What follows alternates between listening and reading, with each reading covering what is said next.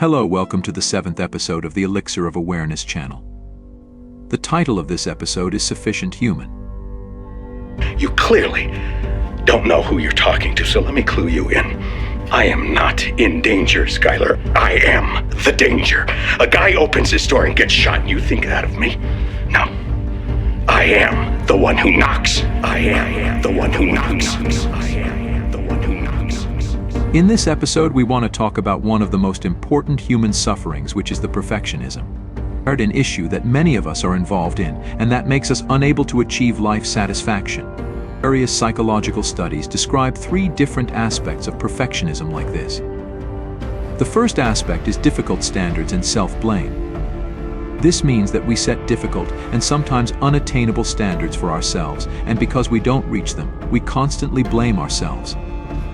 The second aspect of perfectionism is that despite the negative mental and emotional consequences that sometimes end up at the cost of losing all our happiness, but we still emphasize those difficult criteria and try to reach them. We determine our value based on those high criteria. That is to say, our identity depends on reaching or not reaching those high standards. But to make our discussion a little clearer, and for you to be able to analyze your personality and mentality and see how much of a perfectionist you are, it's better to use behavioral examples. These are a series of examples of perfectionism in human behavior. One of them is the habit of frequent checking. For example, some people read the message text many times before sending an email, and they check to make sure that everything is in order and the email text looks great. Or, for example, some of us write a text or a report several times and edit it several times to make sure it's perfect, and of course, in the end, we aren't very satisfied with the result. The next behavioral example is spending a lot of time doing a task. For example, to clean the house, which normally takes about an hour, but a person allocates 6 or 7 hours. And they continues cleaning until they reaches those high standards. The next behavioral example is a little different from the previous ones, and of course, it's very interesting. And that is to avoid doing something. Sometimes perfectionism leads to inaction. It means that those standards are so high and unattainable that we give up on doing it at all and decide not to try. Because we're afraid that the result of the work won't be perfect and satisfactory, so we don't even start that work. The next behavioral example is procrastination. Many pieces of research show that postponing a task and thus not doing it has a direct relationship with perfectionism. That is to say, we're always waiting for a magical day so that all conditions seem ideal so that we can finally do a good job. For example, doing sports, learning a foreign language or a new instrument, or starting a project, while that magical day will never come. Another thing that can be seen in perfectionist people is extreme responsibility. It means the person considers themselves too responsible for everything and everyone, but over time this makes us depressed. And it also causes us to be buried under the pressure of various types of responsibilities and never see the sun of satisfaction. These days, many people mistakenly think that perfectionism is a positive trait when it isn't at all. Perfectionism is the reason for many of our mental and psychological disorders and sufferings. For example, research shows that perfectionism is directly related to depression, anxiety, isolation, and even many different types of obsessions. Sometimes perfectionism even causes a lot of physical sufferings in us, such as insomnia, cramping and pain in the muscles, and eating disorders such as overeating or extreme undereating. Perfectionism also damages our cognitive abilities. For example, perfectionist people have a lot of mental rumination. That is to say, they constantly review a mistake or a bad performance in their mind and constantly suffer themselves. Perfectionism reduces self-esteem and self-blame. And as a result, we review our bad performance many times in our minds and hurt ourselves. Contrary to popular belief that perfectionists do things much better and with higher quality, research shows otherwise. Because perfectionism makes us not even able to do things well. In the modern world, when you ask many people what's your biggest weakness, they show a smile of satisfaction and say perfectionism. It seems perfectionism to be a stylish and classy weakness. But someone who has really experienced perfectionism must know that perfectionism doesn't cause a smile of satisfaction, because perfectionism is great suffering. Of course, many people confuse perfectionism with quality work. If we try to do a job well and focus our time and energy on doing a job with quality, it's another thing. It's not perfectionism. It's called progressivism and excellence, not perfectionism. But in perfectionism, we define high standards for ourselves, and we never reach those standards and suffer in the gap between dreams and reality. And we suffer and suffer a lot.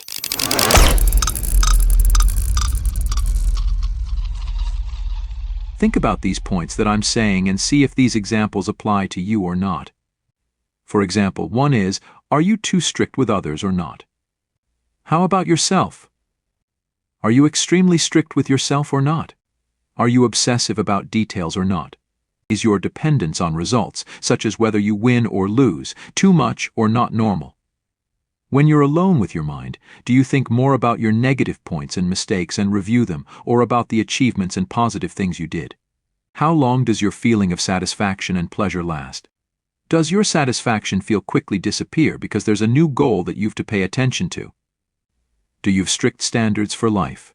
Or are your criteria reasonable and achievable? For perfectionist people, all successes in life are win and lose situations, and anything but victory causes them to experience severe mental suffering. And these mental sufferings make them make some decisions that destroy all their achievements. In a 4-year study, 40,000 people were examined in different countries. And the researchers realized that unfortunately, all indicators of perfectionism in our world are growing rapidly. It means that the world is moving towards perfectionism, and this is the root of many sufferings that we see in societies, like depression that is multiplying rapidly, or a feeling of constant anxiety and self-dissatisfaction. You know, the modern world quantifies every feature. That is to say, it considers a specific number for each of the criteria, for example, for beauty, happiness, and success, and then arranges them in a list in order, and in this list, a few persons are winners and a very large number of people are always insufficient and losers. In today's world, most people think that when they reach the top, then others will realize how valuable they are. In these societies, people don't have intrinsic value, but their value is determined by their achievements and in comparison with others.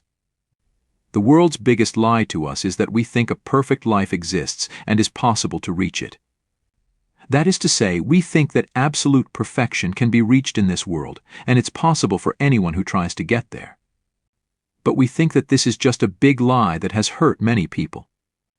This lie is no different from the lie that most priests were selling paradise to the people in the medieval. It's even worse, because they promised a perfect world in the other world, while in the modern world we're told that we can achieve a perfect life right here and in these conditions. And then we're bombarded with all kinds of images of this perfect life.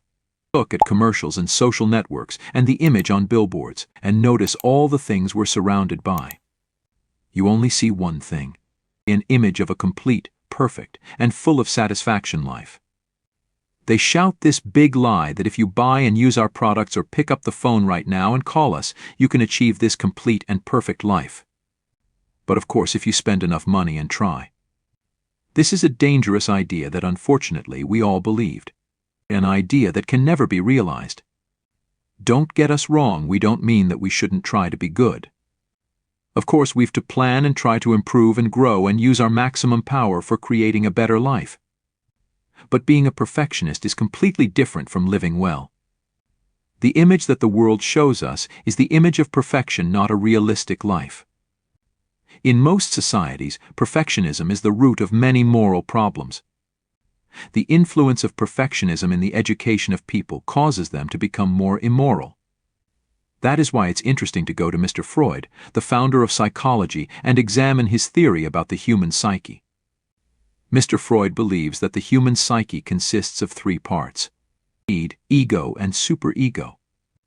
The first part of the psyche that exists since birth is part of our natural instincts and desires, which is called id.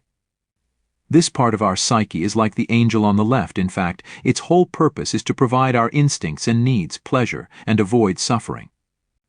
The formation of the second part, the ego, also starts from the age of 8 months. But as we said, there's a third part inside us that is called superego. The superego is the angel on the right. That is, to put it simply, it's our moral conscience. Recognizing the norms, Good or bad, ugly and beautiful, right or wrong. All in the superego is formed. The superego is a part that is created under the influence of society. In childhood, we've a relative and basic understanding of good or bad, but then gradually newer definitions are formed in our minds by our parents, the surrounding environment, and the culture in which we live. I mean things that are right or wrong or moral or immoral. We usually witness the tension and dialogue between id and superego in moral dilemmas. For example, we're in a situation where our instinct tells us to do that work because it's enjoyable. But immediately the superego tries to dissuade us from doing that and reminds us that this is probably not the right thing to do. And usually we feel this conversation in the silence of our minds, and then our ego decides what action to take. Now, what's the relation of this psychological theory to the topic of our discussion? The thing is that if we live in a society and culture whose standards are very perfectionist, our superego grows a lot. The overstrengthening of the superego, that is to say, our moral conscience, which shows us right and wrong from the outside, leads to the weakening of the ego. To some extent, we make moral decisions correctly by relying on the very powerful superego. But in every society, there's a moment when it's possible that our superego suddenly becomes very weak. For example, let's assume that a person's superego is formed under the influence of their parents' advice that lying is a very bad thing. Now, in a situation, their father, who was the external reference of this superego, lies or does something inappropriate. Here, the first cracks appear in the body of the superego. Then think that this happens many times and the person's superego enters a crisis and doesn't recognize what's right and what's wrong. Now the ego has weakened, and the only thing left is our inner instincts and needs. You must have seen many examples in your surroundings that suddenly a person who you didn't imagine would do something inappropriate but does something unpredictable and unimaginable. The root of these behaviors can be identified with this interesting theory. As an example, a popular series that most of us like is Breaking Bad. In this series, we've a character named Walter White, who's a very repressed person with a very weak ego and a very strong superego. He realizes that he doesn't have much chance to live and his problems increase. In fact, his ego is weak, and in the same situation his superego is also lost. When he concludes that the standards that he has lived by all his life were wrong, only his instincts remain, which conquer his entire being. So we can analyze this series from Freud's point of view. Look, how a weakened ego is gradually no longer able to control the instincts and inner pleasures, and as a result, the superego is also destroyed. And finally, the person reaches a personality breakdown and moral collapse. You need to understand. I have to hear one more time that you did this for the family. I did it for me.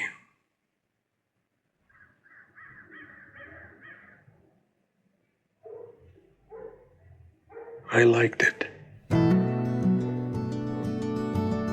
I have spent my whole life scared,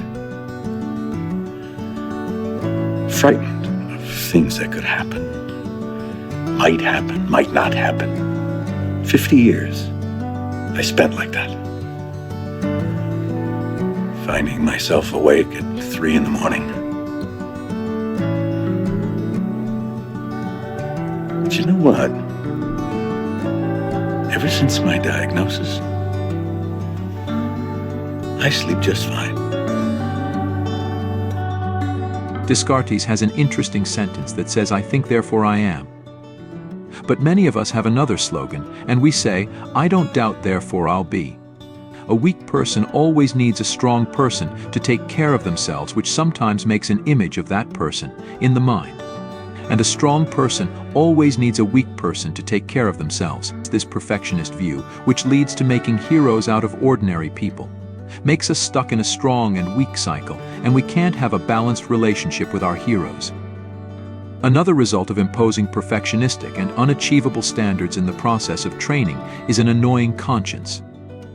It means that many of us may not perform that unpredictable and strange behavior and aren't captured by our instincts. But on the other hand, we suffer from a very strong superego which constantly judges us. An annoying moral conscience is an undeveloped moral conscience that constantly punishes and frightens a person and can only partially control those instincts. From one point on, these annoyances and contradictions increase so much that the superego is practically lost, and it's our instincts that sit behind the pheromone of life. This perfectionist state of good and bad, which has become a part of our collective unconscious, causes many things to happen. For example, when we don't find ourselves in this dichotomy of 0 and 1, one of our psychological tricks to deal with this difficult situation is to create an ideal self outside of our mind. And by modeling unconsciously, we make it the hero of our mind. Now that we can't be perfect ourselves, we look around and find someone else, and then we project all those perfectionist standards onto them. And then we transform a character into our ideal self. But in fact, unconsciously we search for ourselves and our standards in that person. Also, our relationship with our heroes in different periods has never been logical. It has been more of a 0 or 1 relationship. Suddenly, we elevate someone far from all weaknesses and vulnerabilities and imagine a perfect superhero. And we make an idol. And of course, by seeing just one weakness, we destroy that hero. When our view of the surrounding phenomena and ourselves is so perfectionist, we either make a hero out of them or a devil. Perfectionism in our social spaces also leads to other damages. For example, many of our responses to the surrounding crises are 0 or 1. It means either we solve all the crises or we don't take any action at all. It's important to know that there are billions of other numbers between 0 and 1 in the real world. In the real world, most of the reality is between 0 and 1. And also, a large part of society's facilities for a better life is in this gap. The perfectionist view of the world causes a society to ignore its capabilities in improving the situation. The feeling of shame creates 0 and 1 thinking, and as a result leads to a perfectionist view in us. That is when we feel that we're full of flaws and that we're never good enough. We're growing the seeds of perfectionism inside us. Shame has an important difference from guilt. Guilt means that I did something bad, for example, I made a mistake that I shouldn't repeat. But shame means that I'm bad in general. The audience of shame isn't my work, but it's myself and my identity. Shame is internalizing flaws to the point where they become part of our identity. Both in terms of shame and perfectionism, we consider ourselves so imperfect that we never consider ourselves worthy of acceptance. Another clue about perfectionism is the issue of gender. Although it seems that perfectionism is effective in both men and women regardless of our gender. But the occurrence of suffering from perfectionism is more in women and girls. In most of the societies, boys are usually trained from an early age to be brave and adventurous. But girls are mostly brought up to be flawless. So, if you have a child, especially a girl child, it's better to raise her with the message of be brave, not perfect. Because otherwise, your daughter's lifelong mission is to be a flawless wife, employee, mother, and human being. And because she can never be perfect, as a result, she always suffers from depression and anxiety.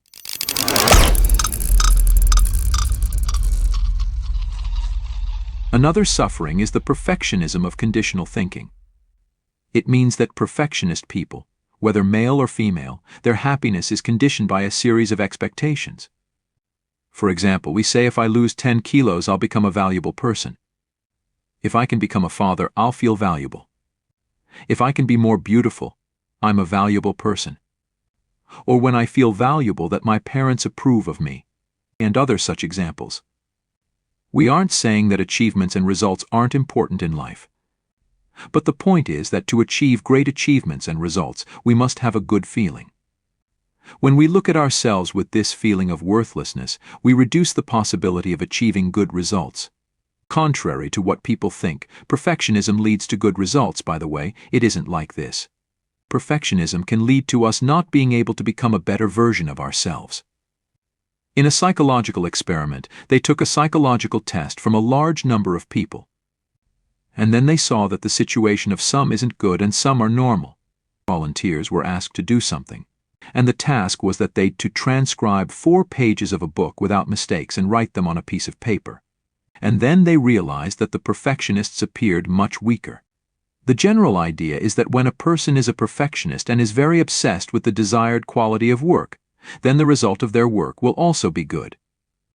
But exactly the opposite. When a person is too involved in the results and obsession, they experience a kind of anxiety and lack of self-confidence, which damages the final result during the work. It's necessary to say that there are two types of perfectionism. One type is self-centered perfectionism, which means that a person is extremely strict with themselves, and they hurts himself more. But the other type of perfectionism is other-centered. It means the person isn't strict with themselves at all, and they don't do anything for their own growth, but they're a perfectionist towards others. Like a mother or a father who doesn't take any measures for their own growth and don't have any special standards, but they're completely perfectionist towards their children and they want them to be the best and most perfect. If we're perfectionists, we should manage our work every day according to this principle. Doing is better than doing well. We must set a deadline for ourselves and say that I'll definitely do this work by a certain date. We've to say that no matter how bad and how imperfect, I'll do it. And in the next step, we'll set aside some time to improve it. For example, you want to write something, regardless of how good or bad it's, but we'll write it by a certain date, and then we'll allocate a separate time to review, complete edit, and gradually improve that text. Another important operational way is that if the magnitude of a task makes you afraid to do it, divide it into smaller parts and independent but related projects. And then do those things part by part. Because the complete picture of a work is sometimes very scary. Another solution is to change our mental conversations. If, as a perfectionist person, we constantly review this sentence in our mind that it's never enough, we can change this sentence that it isn't enough now, but maybe later it would. Because the sentence "it's not enough now," maybe later it would means that there's a possibility of improvement and change. While the sentence "is never enough" destroys the possibility of any effort to improve.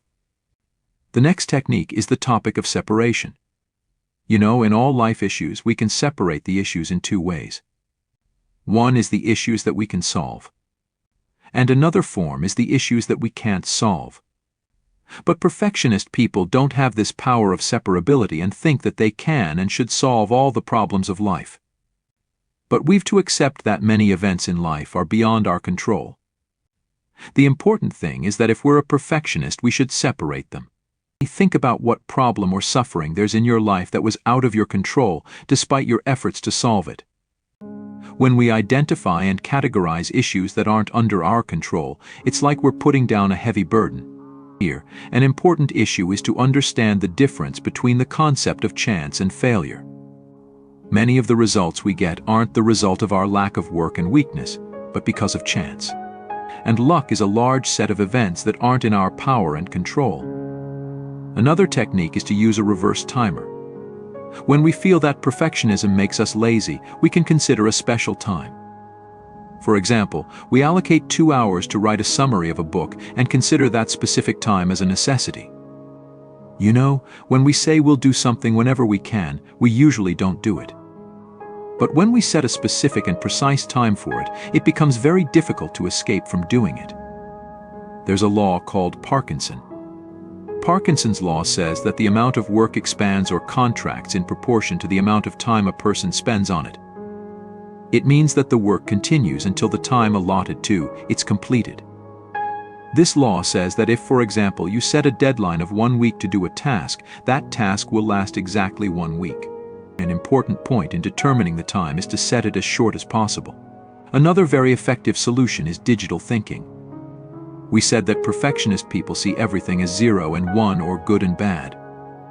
The point is that if you're a perfectionist and see everything as 0 and 1, okay, still see everything as 0 and 1. But you can change your definition from 0 and 1. 0 is where you do nothing and 1 is where you do something. Imagine you want to give a speech in public. 0 is where you don't appear in public for fear of spoiling the speech. And 1 is a place where you just start talking. That is to say, the same thinking is 0 and 1, but our definition of 1 is to start a task regardless of the quality of the result. A good work or duty that is being done right now with all the difficulties and limitations. It's much better than the work that will be done next week or never. So instead of predicting, Let's choose to experience. You can predict all your life, but the only way you can be sure that something will always go well is to try and do it and experience it.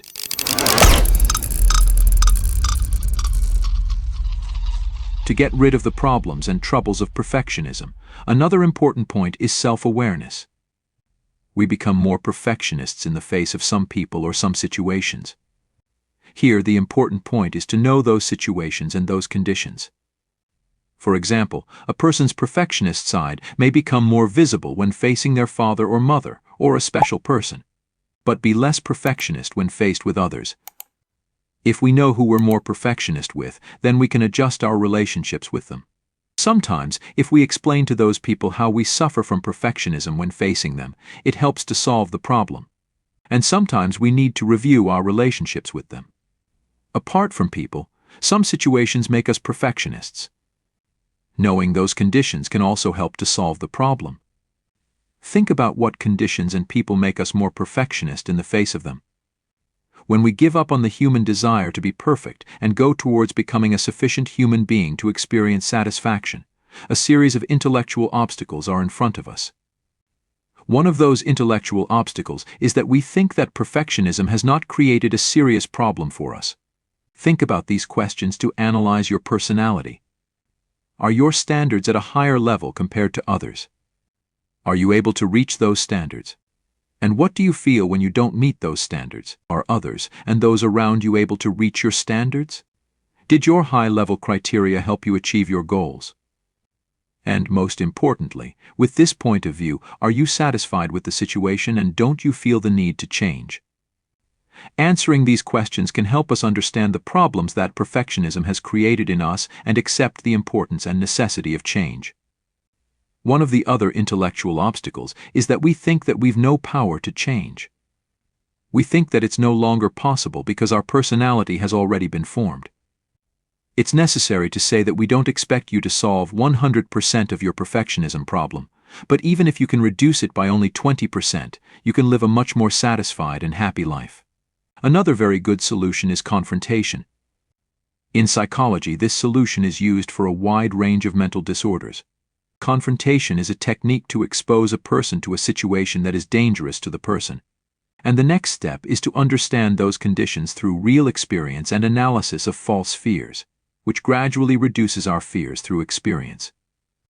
The next technique is delegation. For example, if we're the ones who plan too much or control everything, we should try to gradually leave things to others. And then gradually and step by step we'll realize how much our mental experience will change.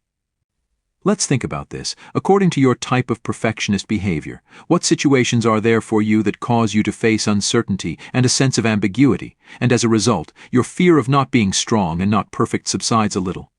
And besides all these solutions, the issue of the culture in which we live is very important. Today's culture of our world is summed up in positive, unrealistic, and unattainable expectations. Be the happiest, be the best, be the healthiest, better than others, smarter than others, richer, more beautiful, more classy, more attractive, more famous, and more perfect. As a result, we're buried under all these adjectives.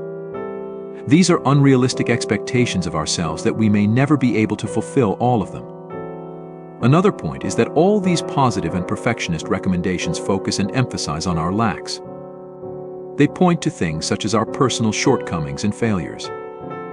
That is, when they tell us to be more beautiful, it means that we aren't beautiful enough now. Happier means we aren't happy enough now. And unfortunately, large industries are supported by our shortcomings and by this misguided advice. All these advices constantly tell us what we are not, and they show us an image that unfortunately we cannot be. In this way, we can neither enjoy the person we're nor become a better person.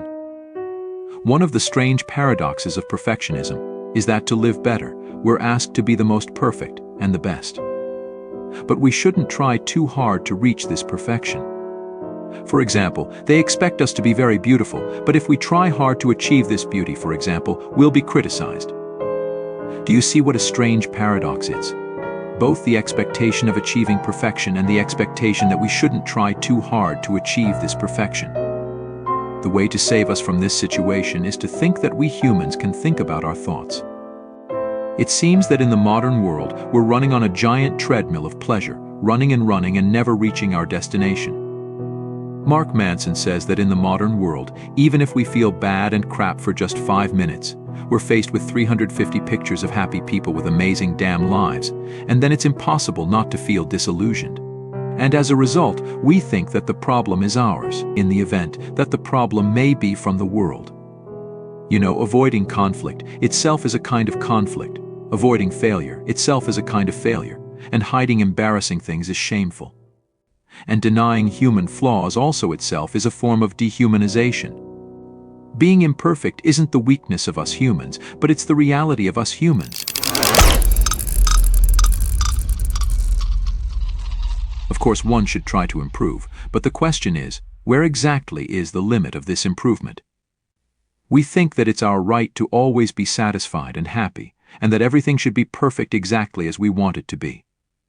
But this is a disease, and it will kill us alive. If we look at the world like this, every challenge in the world will be a failure for us. Any unpleasant difference is humiliation, and any opposition is betrayal.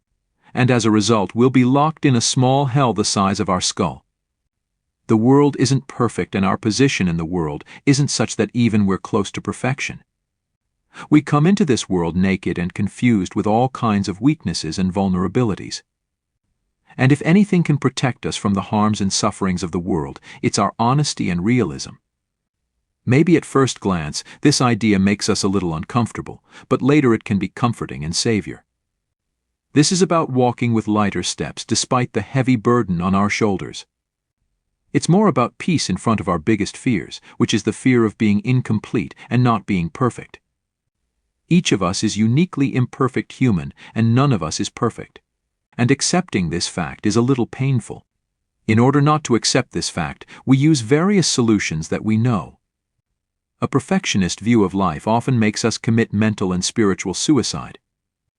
Unfortunately, in our world, being mediocre is considered an insult. In fact, mediocrity is a new criterion for failure in our world.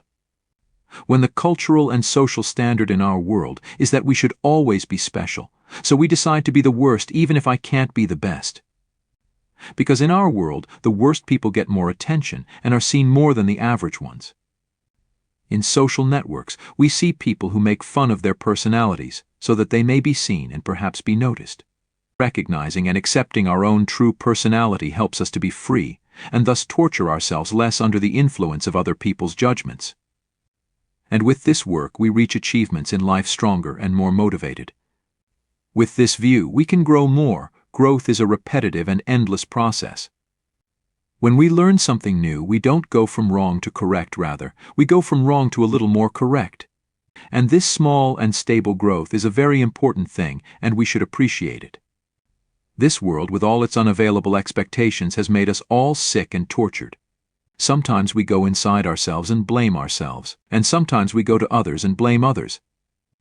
Between misery and optimism, there's a land with very few inhabitants, a land of people who accepted their mediocrity and sufficiency and defined realistic and attainable standards for themselves. These are the best inhabitants of this planet without any medal of honor. Normal and adequate people, but effective. Let's respect these ordinary people because they don't deserve to be called losers and worthless. The ones that convincingly and comfortingly remind us that there's more than one way to succeed in life. In 1841, a man named Noyes founded an association called the Association of Perfectionists.